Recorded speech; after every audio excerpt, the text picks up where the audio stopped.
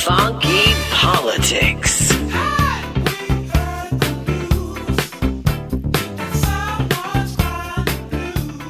And a hearty top of the morning to all of my funky listeners, right? And those who are catching us through Facebook Live or YouTube, you're in for a treat today. Let me tell you, you're in for a treat today. But before I go there, somebody, anybody, Kellyanne, Jerome, get y'all president. You know, I'm not so sure if this president that we have now, 45, that's right, Donald John Trump, is even remotely in this land. I mean, this guy just comes up with some of the weirdest stuff. So he goes in on President Obama when he was president, of course, and this guy wouldn't even run for president at the time. He goes in on him about all of these executive orders he's signing. He can't do that. He can't legislate without using the Congress. But all of a sudden now, he likes to use the power of the pen, or his Sharpie is what he likes to do, right? This guy uses a Sharpie. But anyway, that's a whole nother story. So what I want you to do, I want you to check this out. Take a look and a listen to our president and his love of the executive order all of a sudden now that he can use. Going it alone. I'm taking executive action. We've had it. At his private club, the president brought out the pens, signing a series of actions that bypass Congress after 2 weeks of talks for COVID relief failed. Democrats are actively blocking the things that we want, and what we want is good for people. He called for a new round of enhanced unemployment at a lower figure than the benefits that expired. Why did you decide on $400 when previously families were receiving $600? Yeah. That will be a hardship for many. What do you say to them? Well, no, it's not a hardship. This is the money that they need. This is the money they want, and this gives them a great incentive to go back to work. This is the money they need. This is the money they want. This gives them a great incentive to go back to work. Let me tell you something, Mr. President. If these folks you're talking about, those people were getting $600, you basically cutting it in half. You're not helping anybody. The $600 was actually helping. It was helping the economy. It was helping families. It was keeping children in homes. It was keeping some kids in daycare. So guess what? You flubbed another one. But anyway, that's a whole nother story, y'all. For a change, stick to your golf game, sir. Improve your golf game. Leave real policy making to what? The professionals, because, sir, number one, you are not it. Well, it's never too late to do the right thing. However, for some odd reason in the Commonwealth of Kentucky, let's go to Kentucky. It's hard to issue this statement that 45 is all, he's made it very famous. You're fired, right? So he says you're fired. Why is it that Greg Fisher, who happens to be the mayor of the city of Louisville, and of course, we're not going to talk about the Kentucky AG, they made this odd decision that they're going to hold on to this information. Of course, it's been passed from the local prosecutors to the state AG to take a look at this case that involves Breonna Taylor. So I want you to take a quick listen here. A quick look. Weeks before George Floyd's death fueled national protests around Black Lives Matter, the death of Breonna Taylor at the hands of police led to anger and grief in Louisville, Kentucky. Her case has now become a national touchpoint for protesters who often chant, "Say her name." As John Yang reports, the city of Louisville's response to the case is now a flashpoint all its own. Anger and frustration are still fresh more than 4 months after 26-year-old Breonna Taylor died at the hands of Louisville police. No apparent progress in the investigation and no charges in the case. Can you say her name? Breonna Taylor. Do you remember her name? Breonna Taylor. All I'm saying is, folks, remember, say her name, Breonna Taylor. Breonna Taylor. Her memory, her life, her legacy has gone unfulfilled. Literally, the life has gone unfulfilled because we have a system, a government that's in place that says, well, we're going to wait to make sure that all the I's are dotted and all the T's are crossed. Sir, at some point, you got to say her name, Breonna Taylor. Breonna Taylor deserves justice. Well, speaking of bringing justice, it's official. We've been prognosticating this from the Funky Politics studios for, I guess, a couple of years now.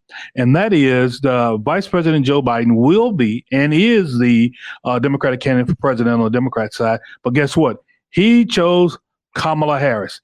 That's right. The junior senator from California is now his running mate. So guess what? We got us a race, folks. This thing is going to be pretty interesting. You got Donald J. Trump on one side, you got Mike Pence, and then you have Joe Biden and Kamala Harris.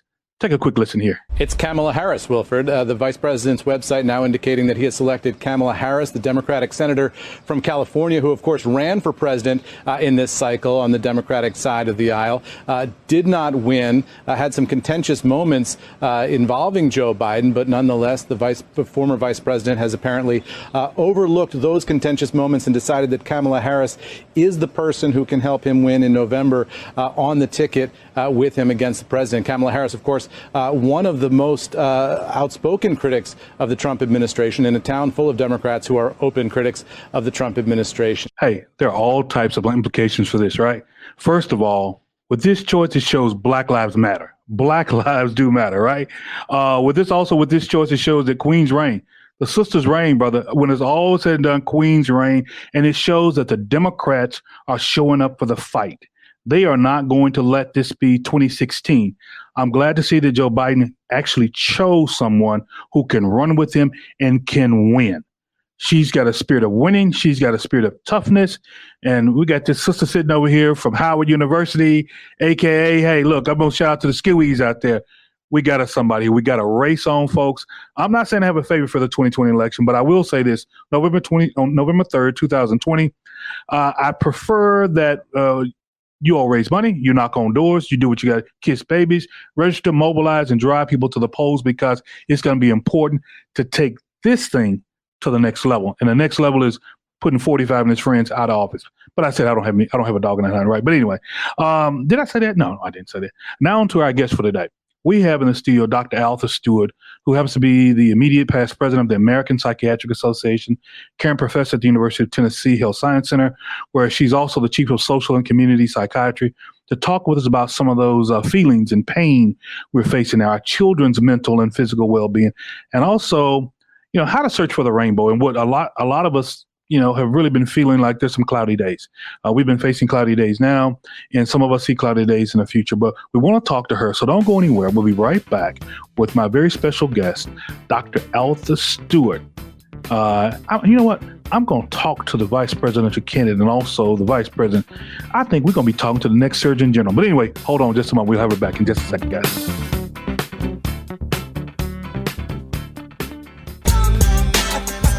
Being black isn't what I'm trying to be, it's what I am. Politics. Jazz, America's own original musical art form. When did it start? Who were and are some of the major players? How do you distinguish what kind of jazz you're listening to? We talk about the great and lesser-known artists, songs and tunes, the instruments, and the social impact jazz has had on world culture since its beginning at the start of the 20th century. Riffin' on jazz on the Kudzukian Network. Kudzukian! Everyday people. And on that note, look who we have in the studio today, Dr. Altha Stewart. How are you, young lady? You doing all right? I'm doing good, thank you. How are you doing? Ooh, Lord, with all that, I'm just hanging in there, Doc. I need to come see my doctor. Winter office. What you need to do is stop prognosticating. That's what you need to do. Talking about the next Surgeon General. Leave me alone. My work is hard enough. It's hard enough. My work is hard enough. Don't add nothing else to my list. Doc, one of the things I want our listeners and our viewers, and I know we don't have you long, I want them to get a real good grasp of. You're a hometown person. Memphis is your home. You grew up here, school, formal education here. Then, of course, you went away and you find yourself back in the grand city of Memphis, Tennessee, and that's to our credit, right? That's to our credit. So I want to make sure that you know that, and that those folks out there that I've talked to, from Chairman Billingsley on over to the county mayor, the city, we all look to you as a thought leader and as someone who can really move the ball here. Well, thank you. That's very kind and generous of all of you. I am just a Memphis girl, born and raised, South Memphis, went to Carver before it closed.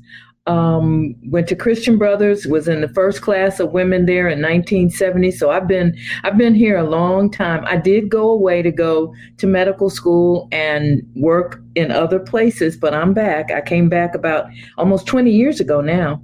Wow. And have been working steady in this community since then. Well, I know one of your specialties at UT is working with children and adolescents, especially in your field. Have you seen recently, has anybody shown anything since COVID that's led us to believe that our children, from a mentally and a physical standpoint, are in a safe place, or is that some work we got to do? There is lots of work we got to do. I mean, even before COVID, we had children in this community alone who were feeling suicidal, who were depressed and anxious about circumstances in their lives, who were getting bullied at school, who were being diagnosed as having some illness when in fact they were very likely responding to a whole host of traumas in their childhood that leave them feeling, adrift and alone and unprotected. So even before COVID, we had kids, some of whom had major challenges emotionally. I hesitate to say mental illness because I think we can sometimes over-diagnose things that children are responding to that are directly related to their life circumstances. If we understand, and I think we're going to talk a little bit about this, if we understand anything at all today, we know that what we now call ACEs, adverse childhood experiences, is the big name, but everybody shorthands it to ACEs. We know that kids, unlike when you and I were growing up, children should be seen and not heard. Kids won't remember. They don't understand. Now we know for sure that children do hear and take in things, and it does affect them. It affects their growing up. It affects how they see themselves. It affects how they interact with other people. They model themselves. They pick up on our feelings. So if we're trying to explain to them that we're not worried about what's going on, but we act worried, they know that we're not telling the truth, and that scares them. We've got kids today right here in Memphis whose parents have to go out every day and they watch on TV that people go out in the morning and don't come home at night because they get sick, go to the hospital and die. It could be their grandmama or big mama or Medea. Everybody is being impacted. We're showing it nonstop on TV, and these kids are picking up on that. And then you add in, they haven't been in school. We tell them school is important. We take them out of school for their own safety. And then we say, you're going to learn on TV or on the computer. I want to stay on ACEs because, I'm 53, but as a kid, I grew up, and I can tell you right now, Mama got that butt, and she whipped me with some stuff that I know back then was illegal. And I know today, you hear about these Karens, so to speak. Calling the hotline today, yeah. Today they're called ACEs, but it was called correcting children then, and I didn't kill anybody. But it didn't lead to anything major. So why now there's a difference? Remember though, back when you were getting the switch that you had to pull off the tree yourself, or the extension cord or whatever, or the shoe that was wrong, whatever it was, there was always somebody in your family in the neighborhood who said, well, baby, that's okay. I love you. You're going to be okay. I know when I was growing up, if I did something on the corner, by the time I walked up to my house on the other corner, people were looking out the door saying, your mama waiting on you. They knew the neighborhood drums had already spread the word as to what I had done, and they loved me, but they were going to correct me because they knew how important that was.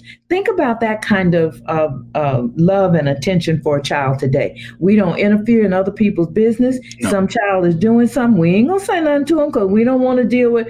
And I understand the circumstances that surround that.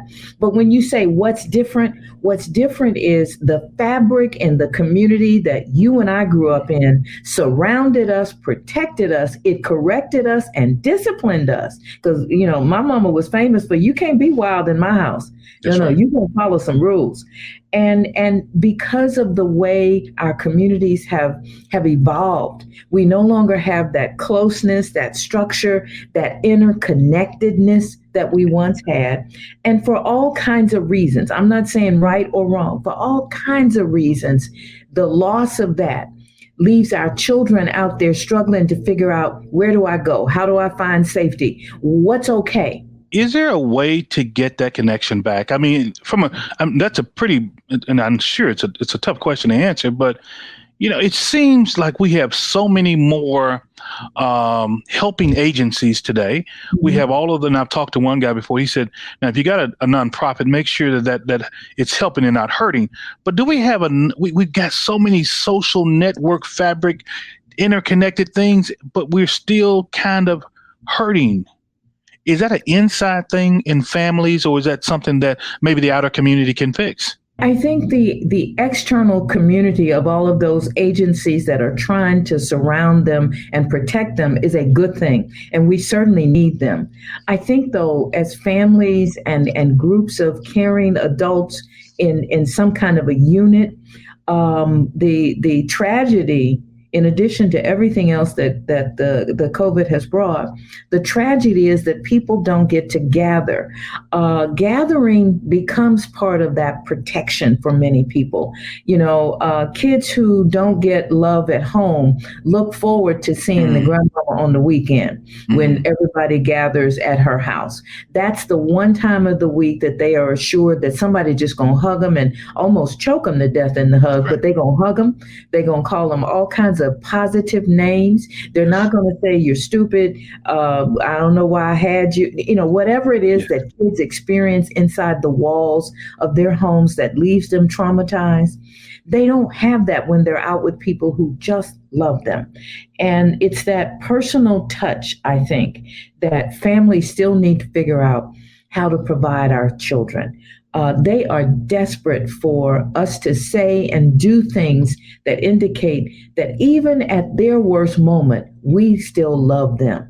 It's what Brian Stevenson, the guy who wrote the book, the attorney, civil rights attorney who wrote the book, Just Mercy, what he calls being proximate and remaining engaged with our children. That's the best gift we can give them, staying close to them, letting them know that we care about them. We can dress it up with things like mentoring and everything, but the most important thing in the life of a growing child, if we want them to stay on a path of positive and change, the most important thing we can give them is care and consistent attention from an adult in their life. Funny you say that about grandma and Nana and all those, because from a personal side, growing up, my mother died when I was 13, but I can assure you that my grandmother on my dad's side and my great grandmother, who I call Mama, from the time I think I was born until she left out of here, that was a safe place. So I would ride my bike to my granny's house, to my granny Leela's house, and I didn't even know my grandmother's name the first 15 years of my life. I just didn't know. All I knew his name was Granny. And then I would hear my granddaddy call, and I'm like, "What is it? That name's Granny. What are you talking about, old man?" And so I guess all of those positive influences, it was almost like an escapism, right? Yeah, I mean, in my own life, that's a similar story to mine. In my own life, I grew up living in the house with my grandmother and my parents and my siblings, and so I always knew that even if my mama and daddy wanted to whip me or punish me or something, my grandmama was always, I could go hide behind her. There's a family story about me running away from kindergarten because the kindergarten teacher was whipping everybody every day, and I ran home. If you know South Memphis, I ran from the church there on Parkway, whose name I'm forgetting right now, across Parkway, down to 3rd Street and down 3rd Street. Now, I was in kindergarten, but I was convinced that there was something going on. I needed to go home. My grandmama was home all the time. I went home and explained to her. My mama came home. She wanted to take me right back. My grandmama said, no, that girl did not do all of that getting away from them unless something is going on. She ain't going back there. And I went to a new kindergarten. That was my grandmama's influence, her protection, because it wasn't that my mother and father were not my parents, but she knew something about me and understood something about me that they didn't, and she was not going to be moved. So I understand, like you, I understand the power of that kind of unconditional love. As a result of that, from a development, and I'm going to get a little science here, from the developmental standpoint, a child who experiences that kind of positive support consistently, even when they have, I was wrong for running away, putting myself in danger, crossing 2 major streets. I was wrong. No question about it. She didn't focus on that. She focused on what is wrong, what has happened. Today, when we say what's happened to you, not what's wrong with you, we're talking about ACEs. My grandmama knew about ACEs, and we hadn't even invented the term. Yes. And her unconditional love and support for me, just like what we teach today when we're talking about ACEs, that's what gives a child the confidence, the identity. I didn't need to go out looking for love in all the wrong places. Yes. My grandmother had positioned me to understand my value, my worth, and that I could trust somebody like her. I didn't have some of those challenges growing up. I was able to take risk and do some of the things that have led me to where I am today. Many of our children, and I work a lot with children who are trapped in the juvenile justice system. Sure. The stories of many of them do not include that kind of a grandmother identity, whether it's their grandmother or just somebody in their life. Their story does not include somebody who gets between them and the people who want to just push them into the system. That a lot of our kids don't have that. You know something, Doc? You said about that grandmother figure with those children who were pushed into system. I see today when I worked in juvenile court, the most loyal people coming down, and when I worked in the adult court system, the most loyal people coming down to stand with that child or that adult was grandmother. Grandma was gonna make it because, boy, let me put my Sunday best. I'm going down to that court to tell that judge. Now, I don't know what made her think that judge is gonna listen, but in some cases, it helped because a judge saw that community, saw that love, and said, "Boy, don't you see your mama and your grandmother over there?" And I think today, and that's another show. We're gonna do another show, but I want to get into this piece about. Go ahead. No, I was just gonna say, but you make the point for us that kind of consistency. How many people did you see down at the court, whether it was the adult court or the juvenile court? Strong. You can't tell me what to do. When grandmama walked in the room, the head dropped. Yes, ma'am. Start crying. Grown men start crying. How do we translate that into? Let's get that feeling in them before, as opposed to after the fact. That's what ACEs is supposed to help us. All of that learning that we have about ACEs is supposed to help us understand what we are seeing early so we can intervene or prevent if we can, so that we don't get to the end of this and say, well, now they've got a record. And now they can't get a job and they can't get a loan so that they can't go to school. And nobody wants to be around them because they steal. Once it begins, it's very hard for that individual to get out of that cycle. That's why the ban the box is so important. For people who do turn their lives around, a second chance is what they need. For kids, we're not supposed to lock them up to punish them. We're supposed to put them in those programs and in those situations and institutions to rehabilitate. That's what the legislation says. Juvenile justice systems are for rehabilitation, not punishment. I've got a psychiatrist on the line in the studio today. I'm trying to get all the free time I can. Lord, I need to get up on your couch. But I want to talk about those adolescents. My daughter, who just turned 21 on yesterday, my son is 19. They've come to me and they have these feelings because of COVID and the racial unrest in our country. What can parents say to some of the older kids? Who are facing this new life challenge that they've never seen this before. They don't know who Rodney King is. My kids were born in 98 or 99 and 2000, so they don't know other than seeing it on YouTube, right? The big lesson that I'm trying to encourage parents to learn from this kind of disconnect that we're experiencing among the generations is to have conversations, to really talk about stuff. Kids often, and I remember as a young person not wanting to listen to the old folks either. But now more than ever, it's not just about boring them with history. It's about helping them understand understand how that history led to this point in time and their place in this point in time. Right now, young adults, if you will, anyone between 18 and 26 still has the potential for the brain being formed in a positive way. It's not there yet. It's still baking, if you will. Yes. The adult brain doesn't get fully developed until you're about 25 and 26. So there's still some connections being made. There's still some learning being done. And if we can use this moment, as tragic as it is, if we can use this moment to help educate them to, this is not just something in the history books. Well, today, I guess, it's not just something in the history on the internet. Right. This is something that is living. The same things. Let's just take healthcare, for example. Everybody knows about the Tuskegee experiment, but they don't know about the things that led up to that being okay. There were atrocities in healthcare long before the government conspired to literally kill Black men to test the natural course of to study the natural course of an illness like syphilis. There were things that led up to that. There were policies in the healthcare system. There was a time when segregated hospitals were authorized by the government. And so second-class citizenship, as we know it historically, it pervaded every part of our lives: health, education, social services, corrections, everything. We have to help our young people understand. Don't just laugh it off or brush it off as history. This is how we got to this place. Understanding our history allows us to change our future.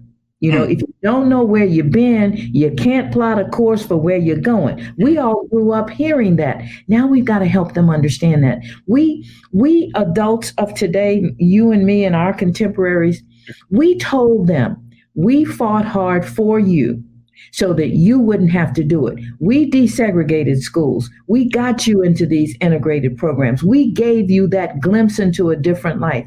And many of these kids grew up having sleepovers with their white classmates and assumed that racism didn't exist. Right. And didn't talk about it because, after all, it didn't exist. And now when they're having these conversations and hearing their white friends from high school talk about, I didn't know it was that bad. And they're like, well, but how could you not know? I'm Black. Oh, I don't think of you as Black. I mean, these are conversations that my friends, young adult children are now having, and they are blown out of the water. We didn't do a good job of helping translate the history of us into a lesson for them that didn't have to conflict with their experience, but they needed to know. And so there's this big gap.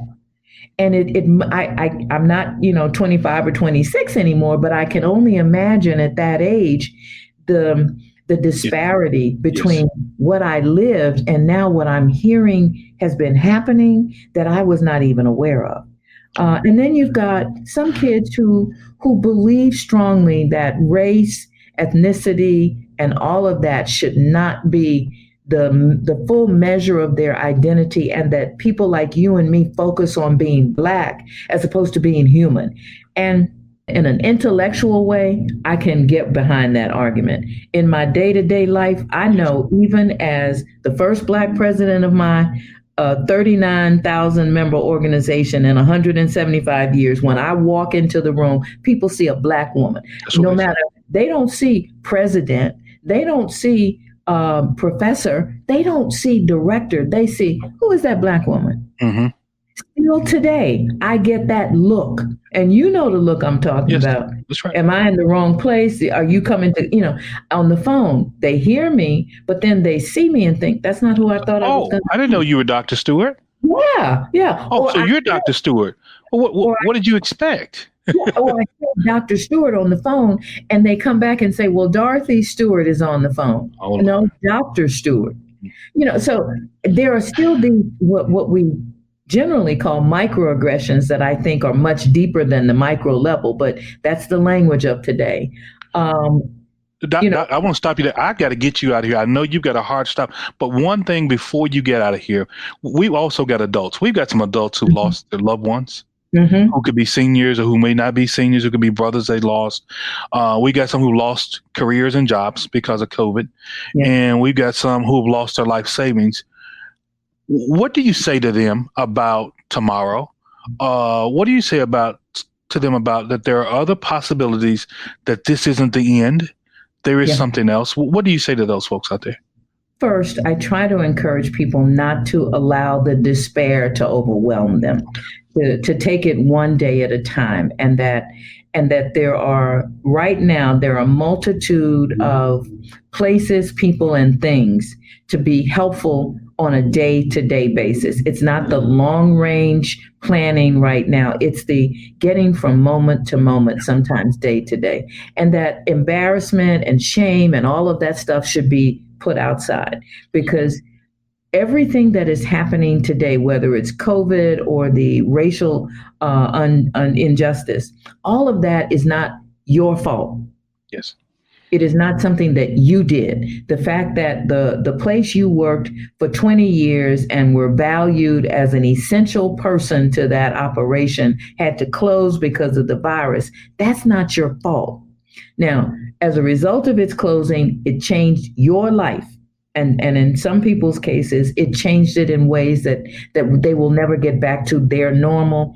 But think of it as, I have to do something to keep myself going. And whether that's getting, the first lady, the forever first lady in my mind anyway, Michelle Obama, talked about this recently, about understanding now that she had this low-grade depression because she was exhausted from everything that was going on. And this is a woman, remember, who had to be resilient in the face of political attacks, personal attacks, people calling her a gorilla. She had to coin the phrase, when they go low, we go high, just to keep herself going. Even she admitted that these days it's harder and harder. And she wasn't trying to compare herself with the frontline worker who was living paycheck to paycheck, who's looking at eviction. She was just saying, you are not alone in experiencing this, and this is what is helping me. And she said, get up every day, have a plan for that day. Don't be planning for next week, plan that day. Interact socially with your family and friends that live in your circle, in your house, because you don't want to be out there spreading the virus. Take care of yourself as best as you can. Eat healthy and nutritionally, stay physically active. Find a reason every day to at least smile if you cannot laugh.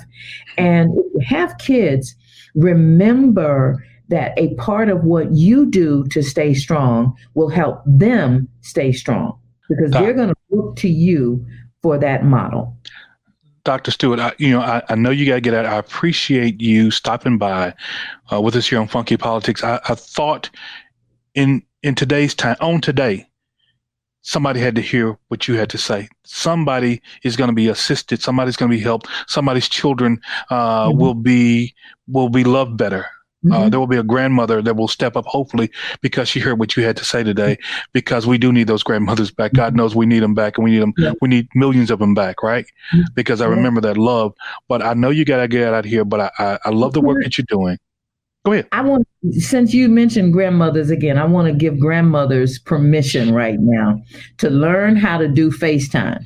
Yes. So that even if the baby can't come visit you, they can still see that face and have a special thing with them. With my grandmother, it was, I got home from school and she let me help her cook. And nobody else could do it but me. Making cornbread, shaking the chicken in the brown bag and the flour. Cakes and pies and all that. You get to lick the bowl. And when that comes in, mercy. I was her, in today's parlance, I was her sous chef, and she taught me those things. And that was our special thing. Nobody else could do it. Every grandmother who has previously been involved in the life of their grandchild in a big way has that one thing. I'm sure it's a secret and they don't need to tell nobody, but they need to get comfortable with that FaceTime thing on that phone that somebody gave them so they could stay in touch with them, and have a regular FaceTime with that grandbaby. It'll make their lives much, much happier. And for the grandparent who now can't be around people for fear, it'll allow them that connection again. So every grandparent out there, has permission to make that happen for them. And if they didn't have a ritual, now's the time to set something up with that grandbaby. Well, and now you've heard it from Dr. Stewart. The doc in the house told you what to do.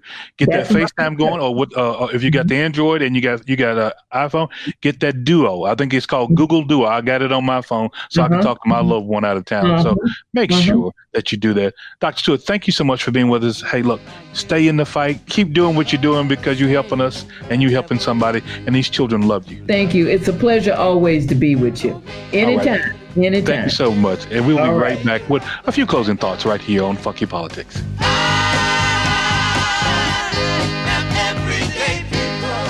Funky. Black is beautiful. They took one look at your family and said, hold everything. Politics. R&R on Sports. Pitcher, left-hander, Vita Blue. Welcome to R&R on Sports. Thank you very much. I'm glad to be on. Let's get it on, man. Let's talk to baseball. Right. Talk to sports. It's R&R on Sports. Hey, look, we've had a show for the ages. Dr. Altha Stewart is everybody's doctor. If one thing I want to make sure that I want our listeners and our viewers to understand is, just like you get that physical health check, you may get your annual, if you're a female, you get your annual checkup every year. Go by and see someone. Sit down and talk to somebody, whether it be a counselor or a psychologist or psychiatrist. Use that insurance you've got. If not, there are plenty of community health centers in our city, in our country, that you can actually go and make an appointment, and you can talk some of these challenges or these opportunities or even some of these successes. Sometimes we just need to share with people, and we need people to listen to us. Make sure you do that. Dr. Stewart is a gem in our community. I am going to be talking her name up. I like Dr. Adams as our Surgeon General, but I think our children need a Surgeon General. I think it's time for a Surgeon General who represents children. And I think Dr. Altha Stewart is just that person for it. And when they ask me, and they will ask me, I'm going to make sure they know there's a young lady that sits in Memphis, Tennessee, who is an associate dean, who was formerly the president of the American Psychiatric Association, who could do wonders for our country in helping us heal once, hopefully, this 45 administration is gone bye-bye, who can help us heal the wounds that I know we'll have in our country. Make sure COVID-19 hasn't gone anywhere, you all. The country is still, in some instances, the numbers are still high. They're plateauing in some areas. But I want to make sure that I leave you with this. Wash your hands. Stay 6 feet apart at all times if you can, and wear your mask. It will help you live, but it will help someone else live longer. Thank you so much. We'll see you again right here next time on Funky Politics. Funky Politics, recorded at Kudzukian Studios, directed, produced, and distributed by Kudzukian.